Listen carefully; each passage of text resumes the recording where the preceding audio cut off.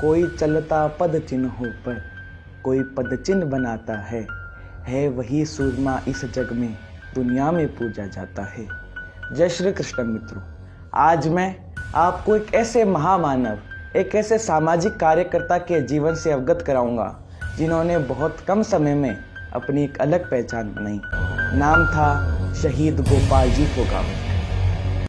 मित्रों, गोपाल जी फोगावट राष्ट्रीय स्वयंसेवक संघ के एक ऐसे कार्यकर्ता थे जिन्होंने संघ के लिए विविध क्षेत्रों में कार्य किया और जिस क्षेत्र में कार्य किया उस क्षेत्र में कार्य को न केवल आगे बढ़ाया बल्कि अपनी एक अलग पहचान बनाई तथा उस क्षेत्र के कार्यकर्ताओं का दिल भी जीता। मित्रों, गोपाल जी फोगावट जब संघ से जुड़े उस समय संघ का प्रभाव ग्रामीण क्षेत्रों में बहुत कम था। तब गोपाल जी ने गांव-गांव जाकर संघ की शाखाएं खड़ी करी और उन्हें प्रभावी बनाया। गोपाल जी जब संघ से जुड़े ही थे उस समय पूरे देश में श्री राम जन्मभूमि का आंदोलन शुरू हो गया। रामशिला को गांव-गांव पहुंचाकर उसका पूजन कराना था। गोपाल जी ने इस कार्य के लिए अपने आप को समर्पित कर दिया और सीकर के गांव-गांव जाकर शिला का पूजन का कार्य संपन्न कराया। अखिल भारतीय विद्यार्थी परिषद के लिए कार्य करना गोपाल जी का प्रिय विषय था। उस समय एसके कॉलेज में एसएफआई का कब्जा था और एसएफआई को एसके कॉलेज में हराना एक सपने जैसा था, पर वो गोपाल फोगावट थे। उन्होंने अपने त्याग और तपस्या से वो सपना पूरा कर दिया और एसके कॉलेज में एसएफआई को पराजित करवाया। ऐसा नहीं था कि गोपाल जी के सामाजिक जीवन की शुरुआत संघ से हुई थी, बल्कि उनके सामाजिक जीवन की शुरुआत वामपंथ से हुई थी।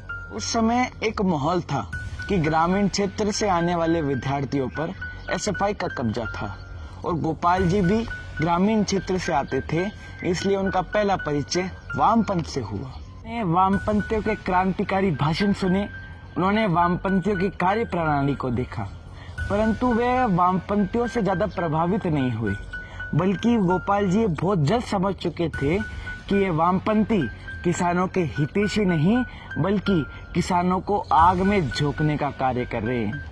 मित्रों, गोपाल जी ये बात बहुत जल्दी समझ चुके थे कि ये वामपंथी अपने क्रांतिकारी भाषणों से किसानों में केवल और केवल दूसरे वर्गों के लिए डर पैदा कर रहे हैं और केवल वोट बैंक तैयार कर रहे हैं। इससे किसानों का कोई फायदा नहीं होने वाला है।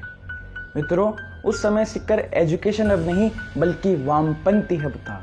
सीकर से बड़े बड़े अपराधी निकल रहे थे और आपने जितने भी बड़े बड़े अपराधियों का नाम सुना है ना, ये सब वामपंथी है, ये सब वामपंथी विचारधारा से जुड़े हुए हैं। आनंदपाल वामपंथी था, बलवीर बानुड़ा कॉमरेड था, राजू ठेठ की भी शुरुआत एसएफआई से ही हुई थी।